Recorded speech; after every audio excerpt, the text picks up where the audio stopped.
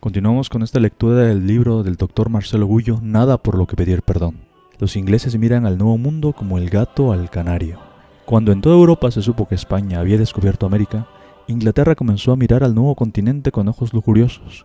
Como vimos en el capítulo anterior, los nobles alemanes se habían enriquecido sustancialmente al quedarse con los bienes de la Iglesia, y algunos ingleses quisieron hacer lo mismo en su país apropiándose de los territorios del norte de América y convirtiéndose al protestantismo.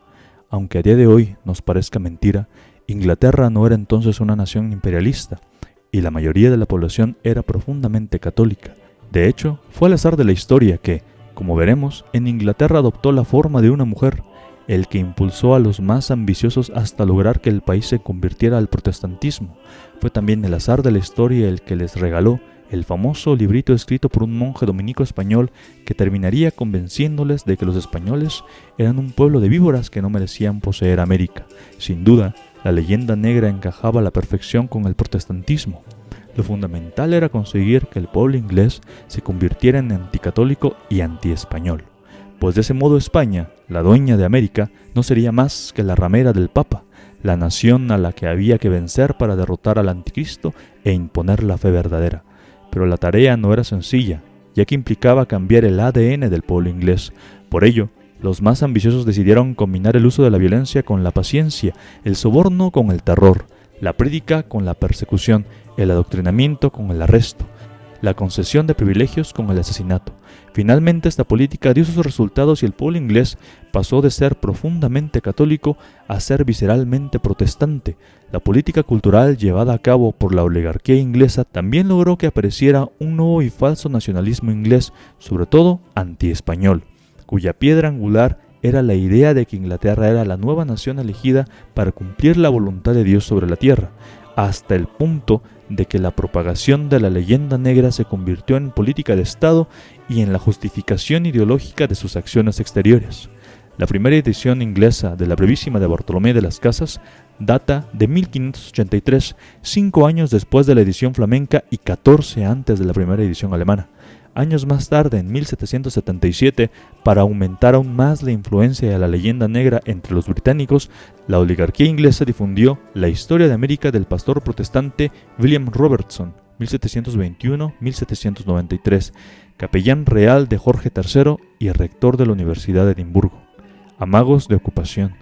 Si observamos la cronología de los acontecimientos, veremos que apenas 3 años después de que Colón regresa de su primer viaje, 18 de marzo de 1493, el rey de Inglaterra, Enrique VII, otorgó al navegante veneciano Giovanni Caboto, 1450-1499, el permiso para partir hacia todas las regiones y costas del Océano Oriental, Occidental y Septentrional, así como descubrir, explorar y tomar posesión en nombre de Inglaterra de todas las islas, países, regiones o provincias de paganos e infieles, sea cual sea el lugar del mundo en que estén situados, siempre que antes hayan sido desconocidas a todos los cristianos. De este modo Inglaterra reconocía el derecho de España de poseer las tierras por ella descubiertas, pero rechazaba cualquier derecho español sobre las que quedaban por descubrir. En definitiva, no estaba dispuesta a reconocer la división del mundo en zonas de influencia que, con la bendición papal, había acordado España y Portugal. El caso es que esta oposición hispano-inglesa, que habría de sellar la suerte del Imperio Español, se tornó extrema cuando a los intereses económicos y geopolíticos se sumara la divergencia religiosa.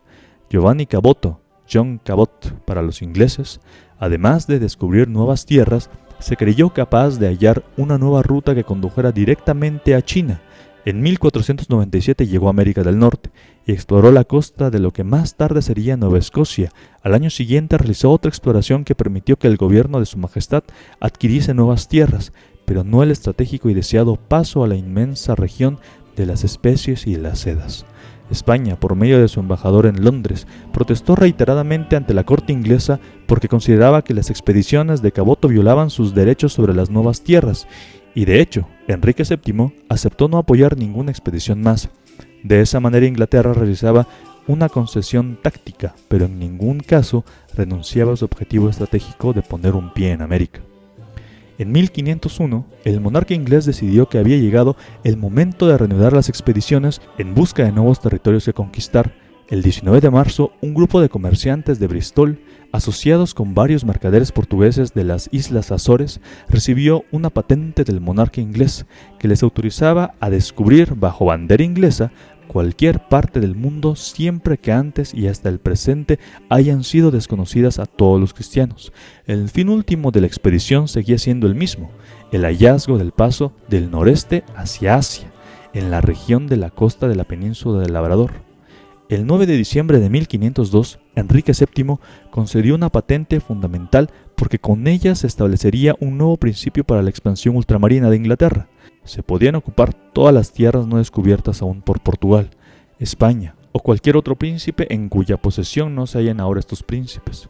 Es decir, Inglaterra avisa de que solo reconocía la ocupación efectiva y no el descubrimiento previo para la adquisición de posesiones en el Nuevo Mundo. Se trataba de un giro copernicano de la política exterior del país y un claro desafío a España. En 1508, Sebastián Caboto, 1477 a 1555, hijo de Giovanni, emprendió un nuevo viaje para encontrar el ansiado paso a Asia. La aventura lo llevó a recorrer Groenlandia hasta el Cabo Hatteras, a lo largo de la costa norteamericana, pero al igual que su padre, fracasó su objetivo fundamental. A la muerte de Enrique VII, se suspendieron los viajes de descubrimiento debido a la ausencia de apoyo estatal y Sebastián Caboto, en 1512, entró al servicio de España. La falta de respaldo estatal provocó que la monarquía inglesa perdiera un tiempo valiosísimo, pero aún tenía un as en la manga, el protestantismo, que permitiría que los más poderosos hallaran el respaldo necesario para cumplir su sueño de comerse al canario. Y no solo mirarlo, aclaramos que la tarea no fue fácil y que tuvieron que esperar a que la invasión napoleónica de la península ibérica creara las condiciones necesarias para convertir la América española, las repúblicas que surgirían de la mal llamada Guerra de Independencia, en una semicolonia del Imperio Británico. Es decir, surgieron una serie de colonias informales de su graciosa majestad, con sus propios himnos y banderas, pero completamente dependientes de Gran Bretaña. El anticatolicismo como excusa para la apropiación.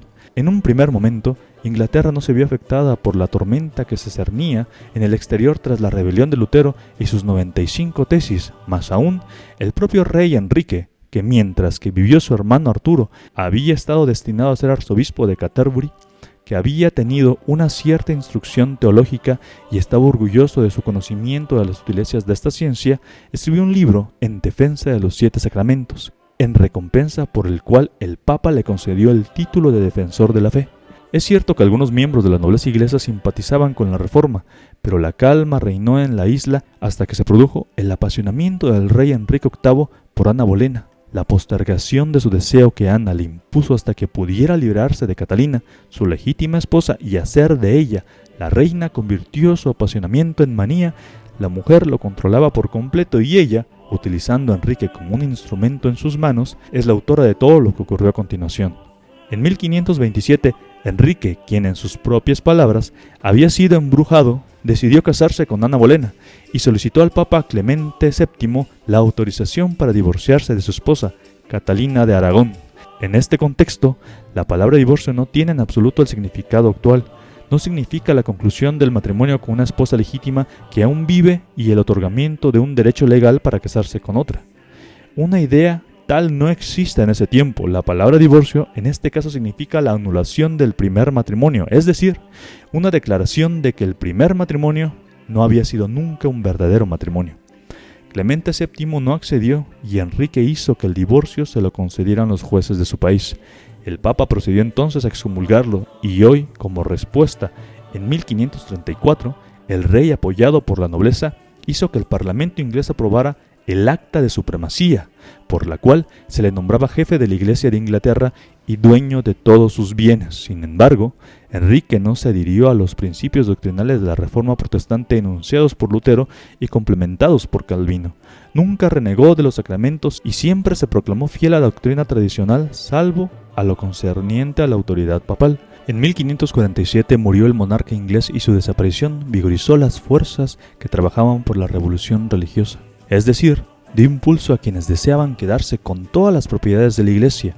Estos revolucionarios religiosos no eran numerosos en ninguna parte, pero su mayor fuerza estaba en Londres, en los puertos de mar especialmente en el sur y en el este, más abiertos a la influencia extranjera, ya que debe recordarse que para el inglés promedio de mediados del siglo XVI, el protestantismo era algo extranjero y antinacional. En efecto, las masas populares, profundamente nacionales y católicas, tenían el sentimiento general instintivo de que la revolución religiosa abatiría, como de hecho ocurrió, a las masas para el beneficio de los ricos. Por eso, se alzaron en armas en defensa de la fe católica, en defensa de sus derechos, en definitiva, en defensa de la nación inglesa, que para ellos estaba indisolublemente unida a la fe católica. Hubo entonces levantamientos populares en el valle del Severn, en los de Midlands, en East Anglia, Wiltshire, Combe Countries, en la región del oeste y de todo el sur, pero estos movimientos no podían triunfar contra la organización que se les oponía, las fuerzas unidas del gobierno y sobre todo sus adiestrados mercenarios extranjeros, alemanes e italianos, con su artillería. Los jinetes alemanes y los veteranos soldados italianos hicieron lo que quisieron con la turba inerme de campesinos ingleses, y solamente en la rebelión del oeste fueron muertos 4.000. En Oxfordshire, el ejército protestante, compuesto por mercenarios extranjeros pagados por una pequeña parte de la nobleza que se había convertido en oligarquía, pasó como una despiadada maquinaria colgando sacerdotes de sus propios campanarios a diestra y siniestra, y para el otoño de 1549, la llamada de la revuelta había sido sofocada. La simple descripción de los levantamientos populares aplastados por mercenarios extranjeros no deja lugar a dudas de que el movimiento reformista protestante en Inglaterra fue una operación marcadamente antipopular y antinacional. Hagamos ahora un pequeño resumen histórico para no perder el hilo de la narración. Durante el corto reinado de Eduardo VI, hijo de Enrique VII, Inglaterra se adhirió formalmente a la Reforma y el calvinismo penetró en las clases altas urbanas. En 1553 llegó al trono su hermana María Tudor, hija de Catalina de Aragón y esposa de Felipe II de España, que restableció el catolicismo y gobernó durante 5 años. En 1556 comenzó el reinado de Felipe II y en 1558 llegó al trono de Inglaterra Isabel I, hija de Ana Bolena, que se convirtió en partidaria de la Reforma mediante la llamada Acta de Uniformidad. Dictada en 1565, Isabel I organizó la Iglesia Anglicana, momento en el que se reinició la persecución contra los católicos y otros protestantes no anglicanos. El dato políticamente más relevante es el que destaca el historiador Hilaire Belloc. Para 1587 solo los hombres de mediana edad podían recordar la misa parroquial de su niñez. Para 1605, la gran mayoría de los ingleses no habían tenido la experiencia de asistir personalmente a ella, y solo los ancianos de más de 60 años la recordaban confusamente. La generación naciente, en la medida que recibían instrucción, esto es, en las clases gobernantes y dirigentes, era educada por maestros anticatólicos. El tono general de la enseñanza era anticatólico y hasta de inspiración calvinista. A partir de 1605, aunque una minoría continuaba siendo católica, Inglaterra se torna cada vez más anticatólica y queda establecida como una nación protestante. La oligarquía inglesa había derrotado definitivamente al pueblo inglés, aunque es cierto que el tiro de gracia se produjo en noviembre de 1688, con la invasión de Inglaterra por parte del ejército holandés, compuesto aproximadamente por 100.000 infantes y 4.000 jinetes, al mando de Enrique Guillermo, príncipe de Orange, y la traición del coronel John Churchill, 1650-1722, es decir, un noble extranjero y un militar traidor, realizaron juntos el coup d'état que derrocó a Jacobo II, el legítimo rey de Inglaterra que contó hasta el último momento con la lealtad y el apoyo del pueblo, que detestaba a los extranjeros y a los traidores. Vulgar golpe de Estado que la historia oficial inglesa, es decir, la historia falsificada, presenta como la Revolución Gloriosa. Sea como fuere, lo cierto es que desde entonces el pueblo inglés será un pueblo completamente imperializado.